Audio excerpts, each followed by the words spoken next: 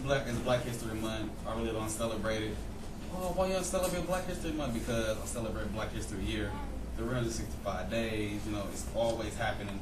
Our history is always made. So it's not something where we got to devote everything in 1 month. We can space this out and do it yearly. This is our country.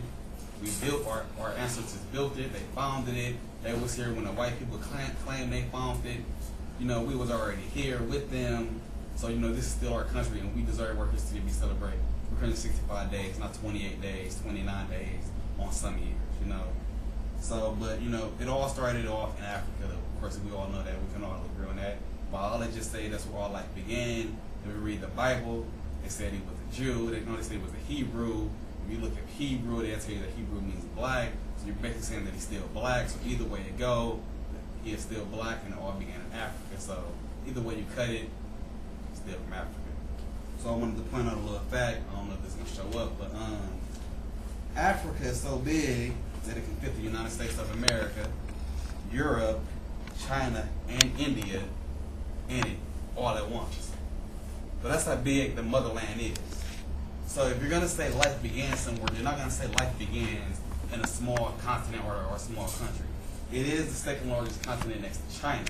So you can make the argument, next to Asia. Sorry about that. It's the next biggest continent next to Asia. So you got Africa, you got Asia.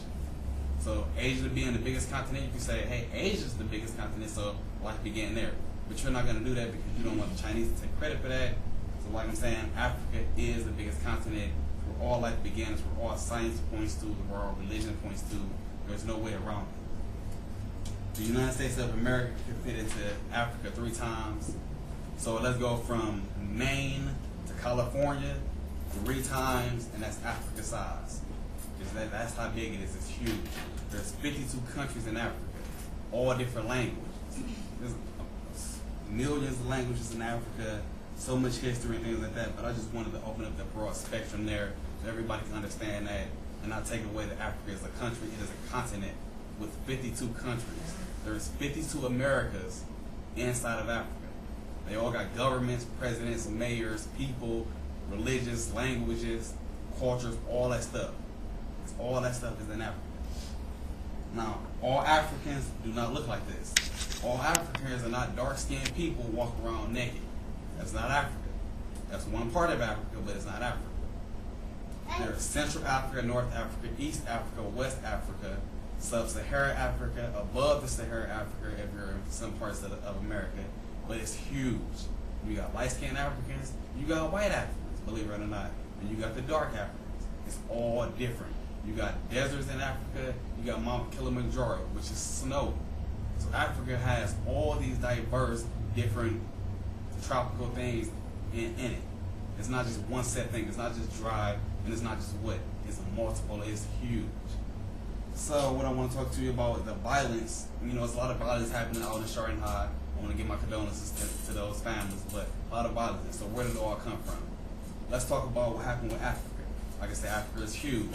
The other colonies, Europe, all the European colonies inside of them, you got Germany, you got the UK, you got Russia, China, the colonial powers went in, they saw Africa, and they picked it apart. They played the lottery with it. That's why it's 52 countries in Africa. They played the lottery, they sectioned it off. They said, you can have this many, you can have this space, you can have this space. They just took a map and they just drew lines all around it and said, we're going to claim this. They went in and they said, we are going to control you by force. They just went in and said, we're going to control you. The Africans didn't know what they were doing. The Africans pretty much let them in. Why did the Africans let them in? They were not stupid when they did this. They did this because Africans are friendly people. Believe it or not, the stuff that you see on the news, they say African Americans are all violent. They're all violent, they're just aggressive. We're not aggressive by nature. We never have been.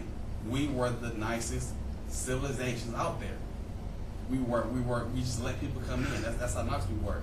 We walked around with gold. We walked around naked. We swam in gold because that's how much gold was in Africa. Gold, oil, diamonds, whatever you want. It started off in Africa. We had it all. We had so much of it that we didn't charge all these other civilizations for it.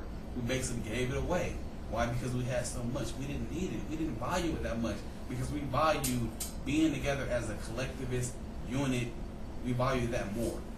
That's why all these different religions and traditions you see in Africa, they involve everybody together. There is no independent soul controlling everything. You had a king in Africa, but that king did not dictate. He did not say you must do this and you must do that. He was part of that community. So they didn't have a president that was not from that country. They didn't have a president that wasn't from that state. They don't do that. That's not okay. Why would you be controlled by somebody who's never been around you, who's not from that area? Why would you have a mayor who's not from your city? Why would you have police officers who's not from your city? It doesn't make sense. And you can see that in America today. We have police officers, mayors, public figures who are not from those areas. And what do? They drain it dry. And that's what happened. You have all these foreign countries go into this place, into this continent, and they drained it dry. They took all the diamonds out of Africa, all the gold, all the oil. They took people, children, women. They took all that stuff from Africa. And was it fair? No. If you look at Africa today, it is the poorest continent in all the continents. But it has all this, diamonds, gold, and all of it in it. But why is it the poorest? Because these places went in there and they colonized it and they stripped it dry. They ripped those people off. They did what they did to Africa, what the U.S. did to the Native Americans in America. They just stripped them dry, raped them, killed them off so they wouldn't come in and be like them. And you know, it's sad, but it's true. And it's not human nature. It takes a sick person to go into somebody's home, rape them, kill their children, and do all those things to them, and then make laws against doing those things later on. That's sad, and it's not okay. And they won't acknowledge these things because they don't want people to know. You don't want to know the skeletons in the closet, because if you know these things, you're gonna say, y'all didn't say this.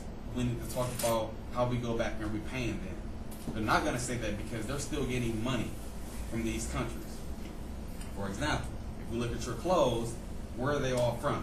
China. Well then, if you want to go into more details about how this stuff is made, you got stuff from in the U.S. that's made from Africa countries and things like that, third world countries. The workers that make your shoes and do all that stuff, they get paid 10 cents an hour on a 37-hour shift. They work 37 hours straight, get a 1 hour break in between days. So they work 37 hours, sleep for an hour, and work 37 more hours, 7 days a week, and get paid 10 cents. There are people in this country that complain about working 12 hours and only getting paid $8. Like I said, they get paid 10 cents for 37 hours of work to make somebody's shoes. And not just one person's shoes, they have to make hundreds and hundreds and hundreds of shoes within an hour. And if they miss their quota, they're killed. They're either killed, they're fired, and they're fired, they can't pay to get any food for their families because they're going to die off. So I want you to think about that the next time you go buy something that's not made in America. Think about, okay, you're getting this at a cheaper price, but at what cost? You're getting this at the cost of somebody else's life, some children's life. There are kids that make your shoes, that make your clothes, that make your TV, make your computer. In China, they have to put one chip inside a computer 7,000 times. In 37 hours, 10 cents an hour. Now you're saying, why are all these wages the same? All these wages are the same because of the United States. The United States funds the World Bank. The World Bank, they support legislation on free trade. Free trade allows a company to regulate what type of rules and regulations they have. So that means a country cannot say, we want a minimum wage on our products. They can't say that because the World Bank says it's illegal to do that, and if you do that, we get to sue the country because you got a loan from the World Bank. Why do these countries get these loans? Because they're poor. Why are they poor? Because of the original colonial powers like Europe, Britain, saying the same thing, Britain, Germany, France, so forth. So, and the U.S. supports, the U.S. is the biggest donor of the World Bank. So when you go out and vote and you go speak to your councilman, you say, are you still going to support the World Bank? Or are you still going to put money into the World Bank who are giving out loans and putting regulations on these loans for these countries to make our clothes at 10 cents an hour? Or are you going to do that? Because if you're going to do that, I'm not going to vote for you. And I guarantee you, Democrat or Republican, the agenda is the same. They will still support the World Bank. So, in conclusion, I'm saying don't be a Democrat and don't be a Republican. You have to think about a party that represents you. There are more than two parties in America. We have more than two parties. There's not just Democrats and not just Republicans. There's a multi-party system. If you support somebody that you know, and you support that party enough, the media will have to listen. The Oppressed People's Nation can be a political party if you want it to be a political party. You can have Ernest L. Smith as president if you want. I would want that. I mean, I don't know if anybody else would want that, but I would want Ernest as president. But you can advocate that and you can get that done. And I just wanted, like I said, I wanted to bring up the information. We're gonna do this more. I can go into more details with Ern, but it's something that I wouldn't want to put on the video. I would rather everybody be here. But that's the type of information that you're gonna get if you come to the Oppressed People's Nation. That is real Black history. It's not Martin Luther King, Malcolm X, Harriet Tubman, things like that, because you already know those things. Let's focus on the things you don't know. Focus on the doctors, the lawyers, the psychologists, the teachers that are African American that you don't know about. Talk about all the Africans that's in these countries today that are still suffering while we're over here enjoying our luxurious life. We're driving a car, 30 children are walking to school, and they can be killed by some refugees. Think about that. Right on.